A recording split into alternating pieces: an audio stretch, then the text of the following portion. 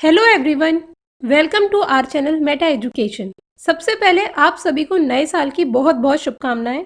I wish and I hope कि हम सभी का ये नया साल 2021 बहुत अच्छा जाए और जो भी हम अपने लाइफ में अचीव करना चाहते हैं, जो भी हमारे गोल्स हैं, हम उन सभी को अचीव कर पाएँ। तो इसी के साथ शुरुआत करते हैं हमारे 2021 का फर्स्ट वीडियो का। ये हमारा 2021 का फर्स्ट वीडियो होगा जिसमें हम स्टूडेंट्स की रिक्वेस्ट पर सीटेट से रिलेटेड क्वेश्चंस को कवर करेंगे, क्योंकि अभी एनटीए नेट एग्ज़ाम काफ़ी टाइम बाद आएगा, बट अभी जो सबसे पहले है वो सीटेट का प्रिपरेशन हमें करना है, तो इसलिए इसमें हमने सीटेट से रिलेटेड क्वेश्चंस को कवर किया है। सो आई होप कि जैसा आप सपोर्ट हमारे दूसरे वीडियोस को करते आए हैं, वैसा ही सपोर्ट हमारी इस वीडियो को भी मिलेगा। ये मेनली सीटेट के लिए है, बट अगर आप एनटीए नेट एग्ज़ाम की प्रिपरेशन कर रहे हैं तो उसके लिए भी ये वीडियो आपके लिए फ्रूटफुल रहेगा, क्योंकि इसमें सीडीपी, टीचिंग एप्टीट्यूड, इन सभी के क्वेश्चंस आते हैं। सीटेट में भी कुछ पोर्शन रहता है जो कि एनटीए नेट में भी कॉमन है।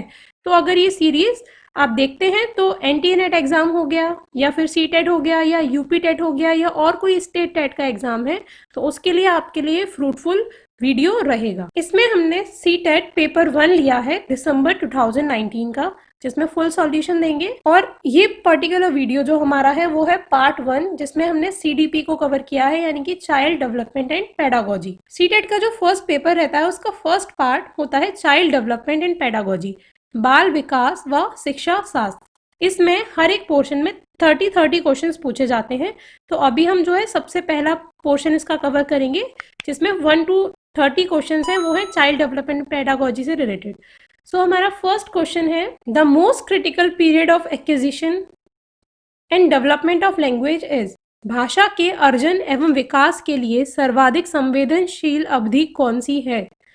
प्री नेटल पीरियड या जन्म पूर्व अवधि, सेकेंड अर्ली चाइल्डहुड प्रारंभिक बाल्यावस्था, थर्ड इज मिडिल चाइल्डहुड मध्य बालावस्था, फोर्थ इज एडोलेसेंस या किशोरावस्था। अब देखिए आपको क्या करना है, ये हमारा वैसे लाइव वीडियो नहीं है, बट जैसे जैसे आप वीडियो हमारा देख रहे हैं तो आप तुरंत की तुरंत हमें कमेंट बॉक्स में कमेंट करके या जो हमारा लाइव चैट चल रहा है वहाँ पर कमेंट करके आप हमारे को आंसर दे सकते हैं, जिससे कि आपको अपनी भी प्रैक्टिस हो जाएगी और हमें भी पता चल जाएगा कि आपको वीडियो से कितना हेल्प मिल रहा है और आपकी प्रैक्टिस कैसी जा रही है। तो फर्स्ट का आंसर आप जल्दी से दीजिए। आई होप आपने अब तक आंसर दे दिया होगा। इसमें इन्होंने क्वेश्चन किया है कि क्रिटिकल पीरियड ऐसा कौन सा है जिसमें बच्चे की लैंग्वेज में पूरा डेवलपमेंट होता है, मतलब acquisition and development of language is, वो जिसमें अर्जन करता है भाषा और उसका विकास भी होता है।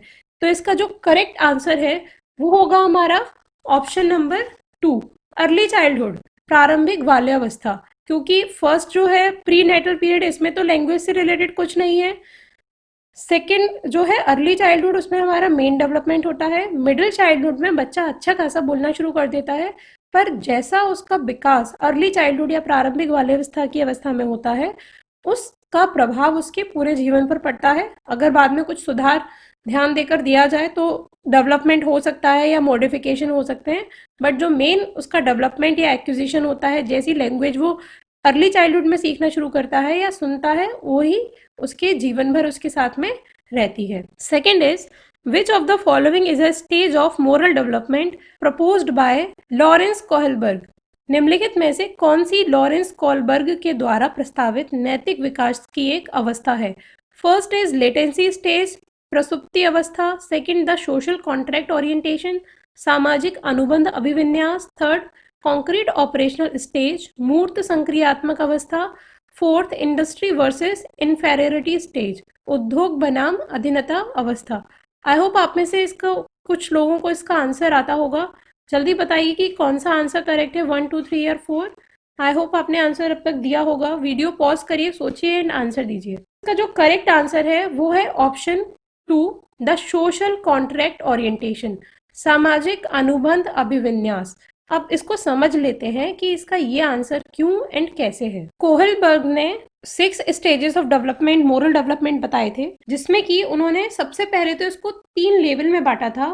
फर्स्ट लेवल जो कि बताया था उन्होंने 4 to 10 ईयर्स तक का बताया था, जिसमें उन्होंने 2 स्टेजेस बताई थी। फर्स्ट था avoiding punishment and second self interest. इस स्टेज में बच्चा क्या करता है, वो ऐसे सारे काम करता है जिससे कि उसको पनिशमेंट ना मिले, और वो सारी चीज़ें मानता है जिससे कि उसको कोई भी प्रकार का किसी भी के भी द्वारा कोई दंड ना मिले।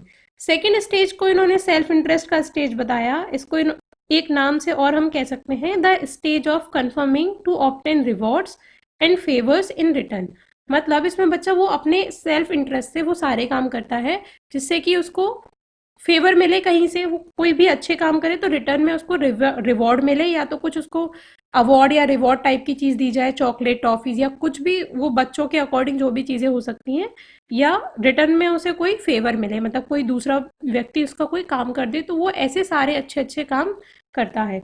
सेकंड लेवल जो था उसमें उन्होंने फिर से दो स्टेज बताई। फर्स्ट था गुड बॉय एटीट्यूड, मतलब वो सारे ऐसे अच्छे अच्छे काम करेगा जिससे कि उसका जो परसेप्शन है लोगों की नज़रों में वो अच्छा बन जाए कि हाँ वो एक बहुत अच्छा बच्चा है। वो म्यूचुअल रिलेशंस बनाता है लोगों से जिससे कि उसको उसको लोगों का अप्रूवल मिल सके, लोग उसे सोसाइटी या जहाँ पर भी उसके अराउंड के जो लोग हैं वो उसे एक अच्छा बच्चा मान सकें, वो ऐसा एटीट्यूड शो करता है।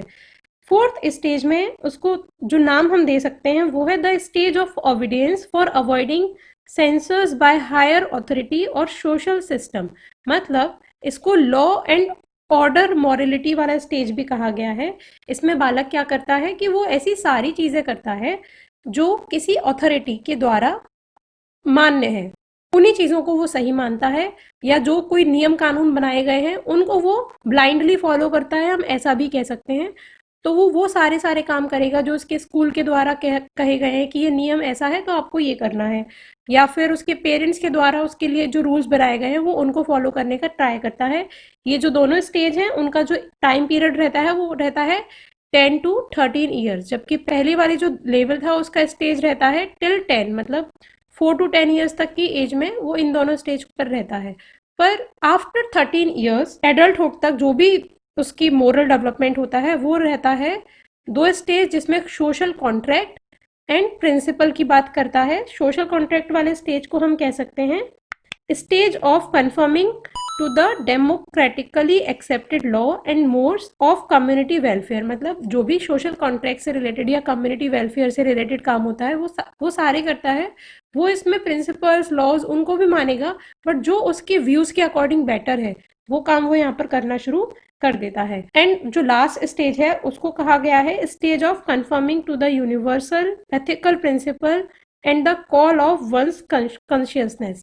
इस समय वो अपना माइंड भी यूज करना शुरू कर देता है, उसके अंतर मन के द्वारा क्या चीजें सही कही जाती हैं वो उनको फॉलो करता है, ना कि ब्लाइंडली लॉज एंड मोरल्स जो भी किसी अथॉरिटी के द्वारा या उसके पेरेंट्स उसके स्कूल या कॉलेज के द्वारा जो बताया गया है उसको ब्लाइंडली फॉलो नहीं करता। वो वहां पर अपना माइंड, अपना बिलीफ और जो उसका अंतर मन कह रहा है उसको सुनना शुरू कर देता है। ये जो 3 स्टेज हमने बताई, इसमें जो फर्स्ट स्टेज थी उसको प्री मोरल स्टेज कहा गया है कोहलबर्ग के द्वारा, एंड बीच के दोनों स्टेज को उन्होंने कहा था कन्वेंशनल मोरलिटी स्टेज, और जो लास्ट वाले 2 स्टेजेस हैं उनको उन्होंने थर्ड लेवल में रखा है जिसको हम सेल्फ एक्सेप्टेड मोरल प्रिंसिपल्स भी कहते हैं। इसका अगर आपको डिटेल्ड वीडियो चाहिए तो आप हमें कमेंट करके बता सकते हैं, तो हम इससे रिलेटेड और मोर इन्फॉर्मेशन आपको प्रोवाइड करवा देंगे। आई होप इतने में आपको भी समझ में आया होगा कि इसका क्वेश्चन जो है टू आंसर वो कैसे करेक्ट है। आप हमें हमारे डिफरेंट प्लेटफॉर्म्स पर फॉलो कर सकते हैं, जैसे इंस्टाग्राम, फेसबुक पेज,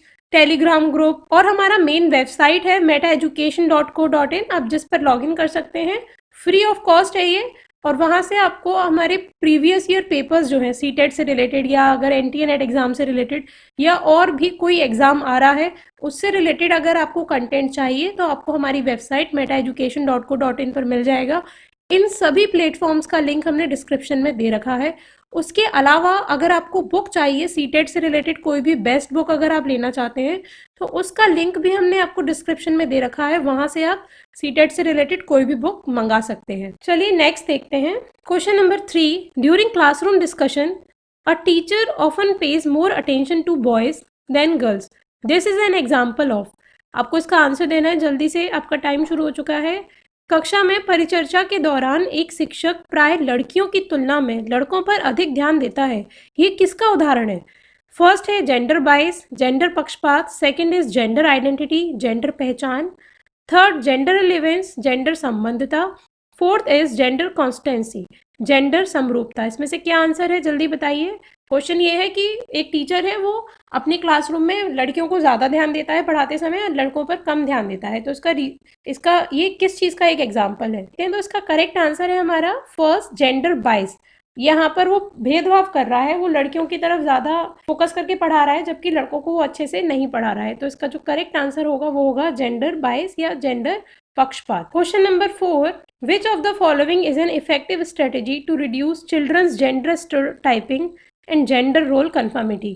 बच्चों में जेंडर रूढ़िवादिता एवं जेंडर भूमिका अनुरूपता को कम करने के लिए निम्नलिखित में से कौन सी पद्धति प्रभावशाली है। First is discussion about gender bias, gender पक्षपात के बारे में परिचर्चा करना।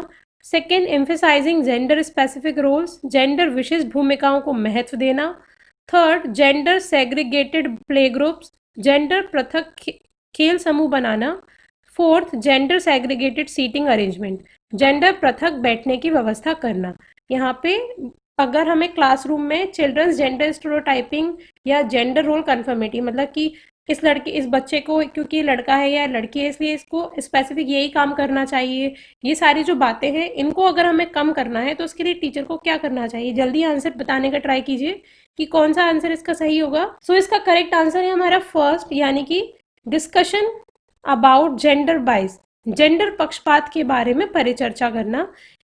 अगर वो इस पर डिस्कशन करता है क्लास में तो ये वाली जो चीज़ें हैं, ये वाली जो फीलिंग है कि अगर ये लड़का है इसको ये काम करना चाहिए, ये लड़की है इसको ये काम करना चाहिए, ये वाले जो बच्चों के मन में भेदभाव रहते हैं वो चीज़ें हम कम कर सकते हैं अगर डिस्कशन इस पर किया जाए तो। नेक्स्ट है, which of the following theorist while viewing children as active seekers of knowledge emphasize the influence of social and cultural content on their thinking? निम्नलिखित में से किस मनोवैज्ञानिक ने बच्चों को ज्ञान के सक्रिय जिज्ञासु के रूप में देखते हुए उनके चिंतन पर सामाजिक एवं सांस्कृतिक विषय वस्तुओं के प्रभाव को महत्व दिया?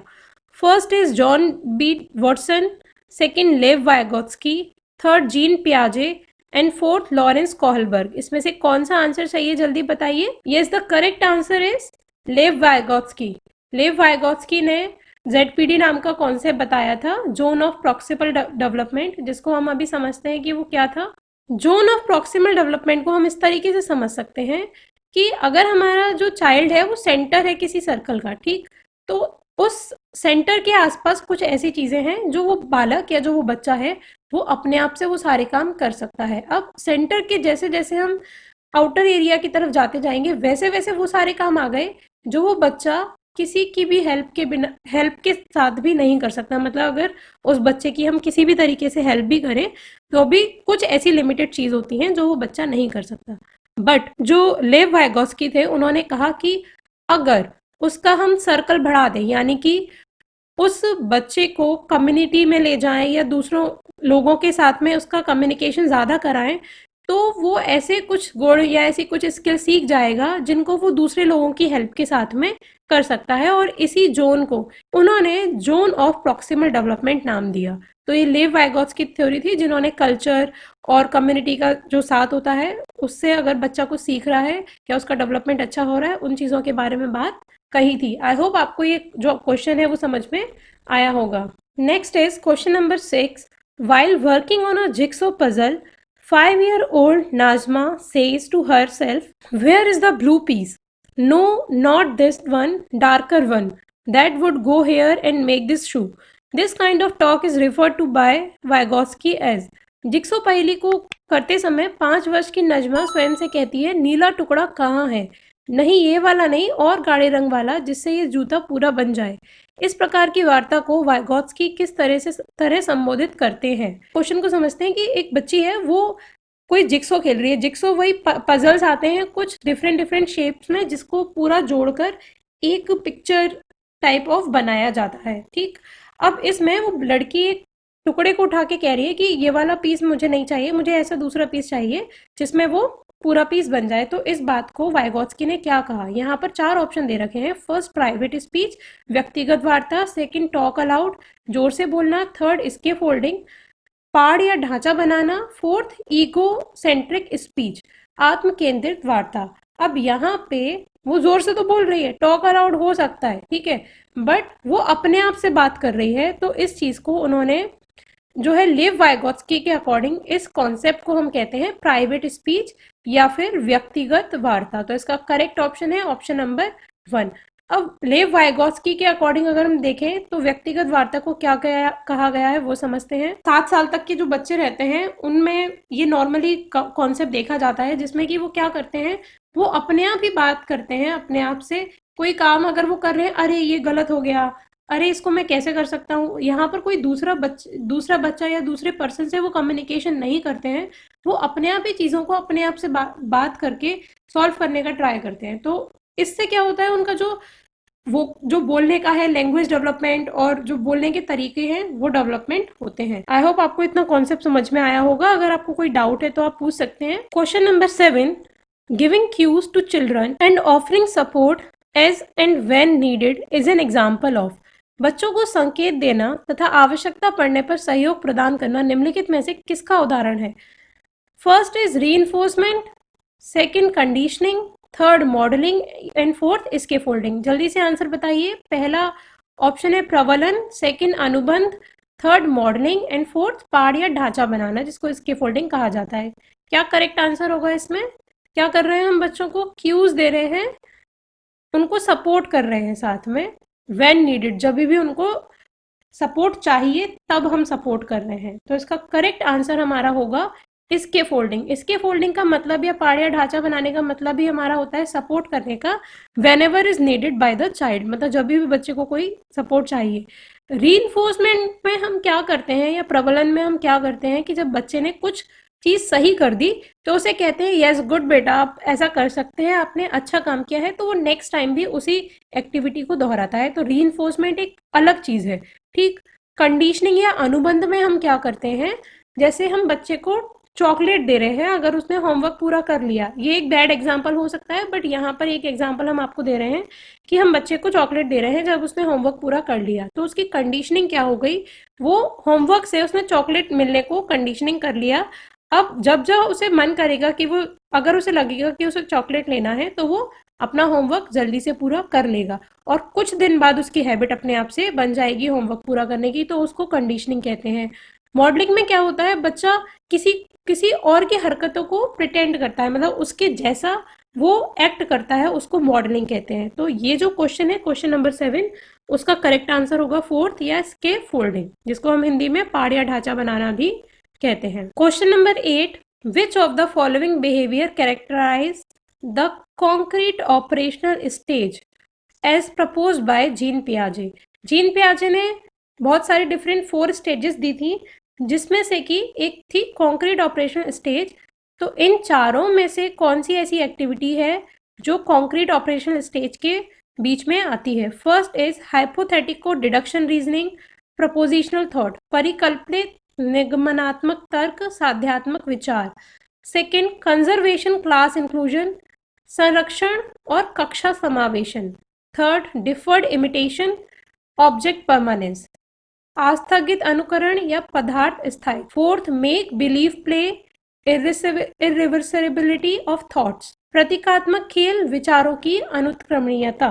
तो इसमें जो करेक्ट आंसर है वो जल्दी बताइए, क्या होगा आपके अकॉर्डिंग करेक्ट आंसर? यस, इसका जो करेक्ट आंसर है वो है ऑप्शन 2, कंजर्वेशन या क्लास इंक्लूजन, संरक्षण या कक्षा समावेशन। संरक्षण में क्या होता है, वो चीजों को सीख जाता है कि ये चीजें कुछ कंजर्व करती हैं। अगर हमने किसी ग्लास में से पानी किसी बाउल में कर दिया है, तो उस बाउल में जाने पर पानी का जो आयतन है या उसकी मात्रा, क्वांटिटी बढ़ या घट नहीं गई, तो वो नंबर एंड क्वांटिटी के नाम पर चीज़ों को कंजर्वेशन की जो उसमें एबिलिटी है वो आ जाती है। और वो क्लास इंक्लूजन भी समझता है कि हाँ, ये सारी चीज़ें जैसे फ्रूट्स हैं, वो तो वो सारे भले उनके शेप्स वगैरह डिफरेंट है, बट वो एक ही क्लास में आते हैं, इस टाइप के कॉन्सेप्ट उसमें आ जाते हैं। तो ये जो कॉन्सेप्ट है संरक्षण या कक्षा समावेशन, वो होता है कॉन्क्रीट ऑपरेशनल स्टेज के अंतर्गत, जबकि जो फर्स्ट वाला है हाइपोथेटिको डिडक्शन रीजनिंग, प्रपोजिशनल थॉट्स, ये हमारा आता है फोर्थ स्टेज, जो कि थी फॉर्मर ऑपरेशन स्टेज ये फोर्थ स्टेज के अंतर्गत आता है। एंड जो थर्ड है डिफर्ड इमिटेशन या ऑब्जेक्ट परमानेंसी, वो हमारा फर्स्ट स्टेज के अंतर्गत आता है, जो कि होता है sensory motor stage. And fourth वाला है वो है हमारा प्री ऑपरेशन स्टेज की, जो है कैरेक्टरिस्टिक, जिसको हम कहते हैं फोर्थ सेकेंड स्टेज या pre operational stage. I hope आपको इतना समझ में आ रहा होगा। अगर आपको इससे रिलेटेड कोई भी डाउट है तो हमारे एक वीडियो बना हुआ है जिसका लिंक आपको डिस्क्रिप्शन में मिल जाएगा, वहां से आप जाके इसको देख सकते हैं। Question number 9, which of the following is a Piagetian construct in the context of cognitive development of children? बच्चों के संज्ञानात्मक विकास के संदर्भ में निम्नलिखित में से कौन सी पियाजे की संरचना है? फर्स्ट है schema, second is observation learning, third is conditioning, fourth is reinforcement. जल्दी से आंसर बताइए, पियाजे ने इनमें से किसको संज्ञानात्मक विकास के संदर्भ में एक संरचना या एक कॉन्टेक्स्ट बताया, एक कंस्ट्रक्ट बताया था? फर्स्ट इज स्कीमा, सेकंड अवलोकन अधिगम, थर्ड अनुबंध एंड फोर्थ है प्रबलन। यस, इसका करेक्ट आंसर है वो है स्कीमा। स्कीमा में उन्होंने वो सारी चीजें बताई थी जिसके द्वारा बालक जब जन्म होता है तो उसमें वो चीजें पहले से होती हैं जिनका डेवलपमेंट धीरे धीरे होता है। जैसे कि उन्होंने सकिंग, लुकिंग, रीचिंग, ग्रास्पिंग, ये 4-5 चीजें बताई थी जो जब बालक का जन्म होता है तब उसके अंदर वो सारी चीजें निहित होती हैं, और जैसे जैसे उसका डेवलपमेंट होता है उन सारी एक्टिविटीज में उसी के अकॉर्डिंग मॉडिफिकेशंस आते जाते हैं और बालक का डेवलपमेंट होता जाता है। जैसे ग्रास्पिंग का है, अगर ग्रास्पिंग तो पहले बच्चा चीजों को रैंडमली पकड़ता है, पहले वो पूरे हाथों से चीजों को ग्रास्प करने की कोशिश करता है, बट जब उसे समझ में आता है कि क्या चीज उंगली से पकड़नी है, क्या केवल उसको पॉइंट टिप से पकड़नी है अपनी उंगली के, कैसे चीजों को रीच करना है, तो ये सारी एक्टिविटीज ही उसके डेवलपमेंट में हेल्प करती हैं। तो इसके मास वो है जिनका बालक के जन्म के समय जो चीजें उसमें निहित होती हैं। आई होप आपको समझ में आया होगा। कोई डाउट हो तो आप पूछ सकते हैं हमसे। एंड अगर इस वीडियो को आपने अभी तक लाइक नहीं किया है देन प्लीज लाइक कीजिए। Question number 10, primary object of assessment should be, आकलन का प्राथमिक उद्देश्य क्या होना चाहिए? First is assigning rank to students, विद्यार्थियों के लिए श्रेणी निश्चित करना। Second is understanding children's clarity and confusions about related concepts, संबंधित अवधारणाओं के बारे में बच्चों की स्पष्टता तथा भ्रांतियों को समझना। Third, labelling student as their scores, विद्यार्थियों के प्राप्तांकों के आधार पर उनको नामांकित करना। फोर्थ इज मार्किंग पास और fail in the report cards, report card में उत्तीर्ण या अनुत्तीर्ण अंकित करना। तो असेसमेंट का क्या ऑब्जेक्टिव या क्या उद्देश्य होगा, बताइए, जल्दी से आंसर कीजिए। यस, इसका जो करेक्ट आंसर है वो होगा हमारा ऑप्शन नंबर 2, यानी कि understanding children's clarity and confusions about related concepts.